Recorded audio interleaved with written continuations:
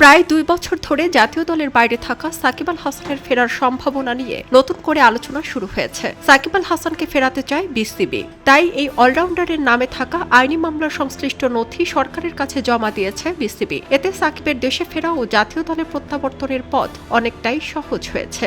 বাংলাদেশ দলের জার্সিতে সাকিব আল হাসানকে আবার দেখা যেতে পারে এমন আশাই এখন তীব্র।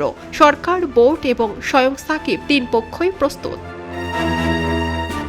আলোচনার মূল বিষয় ছিল 2024 সালের 5 আগস্টের পর সাকিবের নামে দায়ের করা মামলাগুলোর ফলাফল। সরকারের পক্ষ থেকে ইতিমধ্যেই এই মামলাগুলোর বিষয়ে সবুজ সংকেত পাওয়া গেছে।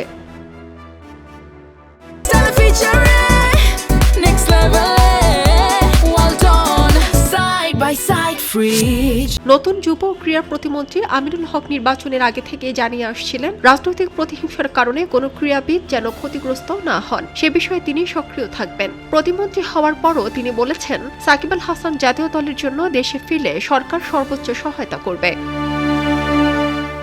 বিসিবি এই পদক্ষেপকে ইতিবাচক নজরে দেখছে। বোর্ডের পরিচালক মিডিয়া কমিটির চেয়ারম্যান আমজাদ হোসেন জানিয়েছেন, সাকিবের নামে থাকা মামলার নিষ্পত্তি দেখভালের দায়িত্ব সরকারের, পাশাপাশি তার নিরাপত্তা নিশ্চিত করা হবে। জাতীয় দলের প্রয়োজন অনুযায়ী সাকিবকে ফেরানোর জন্য সরকারকে আনুষ্ঠানিকভাবে চাহিদা জানানো হয়েছে। এর ধারাবাহিকতায় এবার মামলার নথি জমা দেওয়া হয়েছে। আগামী মাসে পাকিস্তানের বিপক্ষে বাংলাদেশের হোম সিরিজ অনুষ্ঠিত হবে। এই সিরিজের মাধ্যমে দীর্ঘ বিরতির পর মাঠে ফিরতে পারেন বাংলাদেশের সাবেক অধিনায়ক সাকিব আল হাসান, এমনটি আশা করছেন তার ভক্তরা।